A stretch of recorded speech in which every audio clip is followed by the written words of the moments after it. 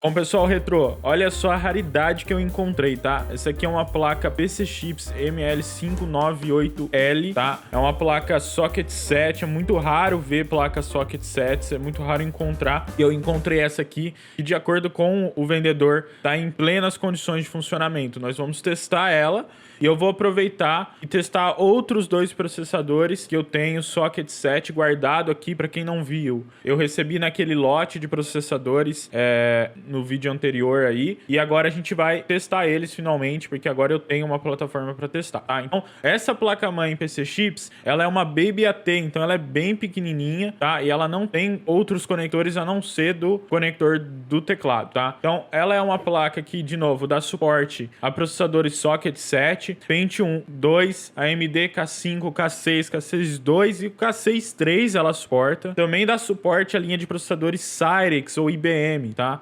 Socket 7, tá? Ela possui 1 MB de cache L2 na própria placa-mãe, e se você observar, essa é a diferença do Socket 7 com o slot 1, tá? O Socket 7, a maioria dos Socket 7 tem o cache na placa-mãe, bem perto do processador, e o slot 1, o cache era feito numa PCB separada que estava junto com o processador, tá? Ela suporta até 786 MB de memória SDRAM, 100 MHz, tá? Ela vem com uma GPU integrada AGP, tá? 64 bits, que suporta uma resolução máxima de 1600 por 1200 e tem 8 MB de memória compartilhada. Então ela vai usar 8 MB da memória RAM para memória de vídeo, tá? O chipset dela é um CIS530, tá? Que oferece suporte a todas essas funções que eu falei. O chipset Sul dela é um CIS5595, oferece suporte a 3 slots PCI 32 bits e a 2 slots AISA de 16 bits. E também tem suporte a USB, os primeiros USBs que saíam no mercado, tá? Ela também tem uma placa de som, um chip de som, que é um Sound Pro HT 83384, tá? Oferece o som on-board, apesar de não ter o conector traseiro.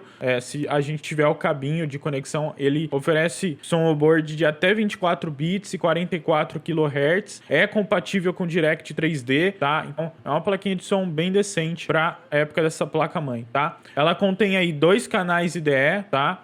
E o canal flop, tá? E apesar dela não ter os conectores traseiros, só ter o do teclado, ela tem suporte a porta serial, porta paralela, 2 portas USB, uma porta PS2 adicional e uma porta de rede sem base, tá? E também tem suporte fax e modem a 56K, tá? É uma placa bem interessante, ela é bem compacta, é uma placa PC Chips, então ela já é uma placa mais inferior às placas Socket 7 que a gente tinha na época, mas é uma placa que é muito difícil de achar hoje em dia funcionando, em pleno funcionamento, e a gente vai ver essa aqui, eu acredito que esteja tudo funcionando, a gente vai testar ela, tá? Vou testar os 2 processadores pra gente ver o que a gente tem em mãos e muito provavelmente montar ela depois num gabinete. Eu tô correndo atrás de um gabinete pra ela, mais ou menos no estilo do nosso Metron, porque ela é uma placa bem compacta, não tem o porquê ter um gabinete super grande, tá? Mas eu preciso de um gabinete para essa placa específico, porque se vocês notarem o formato dela, esse formato Baby AT, tem que ter um gabinete Baby AT para montar ela, tá? Porque senão não vai funcionar, senão os slots não vão alinhar, a placa não vai alinhar, vai ser difícil montar. Então, vamos para uma time-lapse aí, de eu mostrando aí os processadores, montando ela, testando, e a gente vai comentar um pouquinho mais sobre os processadores mais para frente e falar qual que é o processador mais rápido que a gente tem disponível para ela e quais são os planos para montar um sistema com essa placa-mãe. Então eu testei os 2 processadores, o K6 2 e o Pentium 2, né?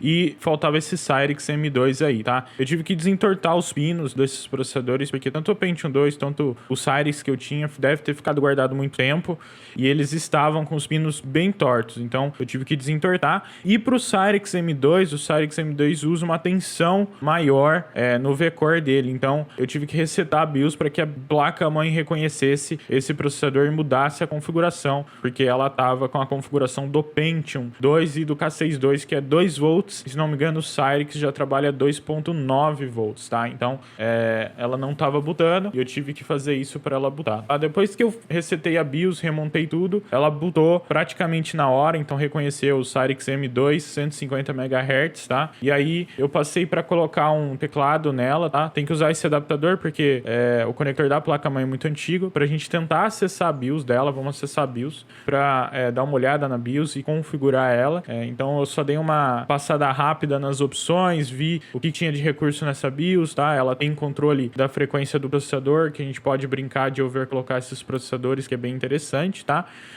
E aí depois eu passei para como eu ia botar um CD de teste, né? Ia botar o Hirings Boot CD e colocar o teste para estressar esses processadores e ver se eles realmente estão funcionando. Eu precisava montar uma ventoinha funcionando, coisa que a ventoinha que veio nela não estava funcionando. Eu só tinha essa ventoinha que tem aí 80 milímetros, que é muito maior do que a original, tá? Então eu dei um jeito temporário de montar ela aí com alguns enforca-gato, tá? Então dei uma olhada aí como que eu montei isso e eu volto com vocês para falar sobre como que foi o teste da CPU.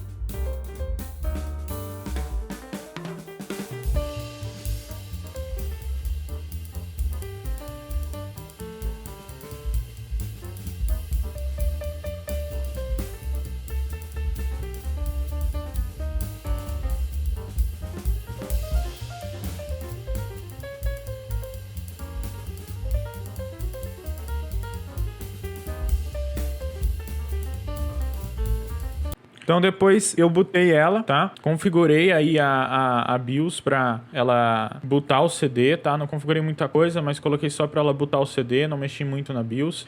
E botei aí o Hirings Boot CD pra gente fazer o teste de desempenho desse processador, tá? Tem um utilitário no Hirings Boot CD que é o System Speed Test, e aí eu coloquei ele pra rodar, vocês vão ver aí, tá? E ele deu o desempenho do Cyrix M2, tá? Próximo aí dos 663 pontos. Tá? Então ficou bem próximo do que é esperado pro Cyrix M2, tá? Dos 3 processadores, de acordo com esse teste, esse é o processador mais rápido, tá? Então a gente tem um AMD K6 II, a gente tem um Pentium 150 MHz, né? E a gente tem o Cyrix M2, tá? E de todos eles, nesse teste, o que me apontou ser o mais rápido foi o Cyrix, então é ele que a gente vai ficar por enquanto, tá? Essa placa tem a capacidade, se eu não me engano, de até 500 MHz, então se eu tiver a oportunidade de conseguir um processador mais rápido para essa placa, a gente vai usar nela, tá? Então é isso, galera. Esse é o vídeo. Espero que vocês tenham gostado. Essa é uma placa realmente bem rara, mais antiga do que a nossa plataforma Slot 1. Do que o PC Metro, enfim.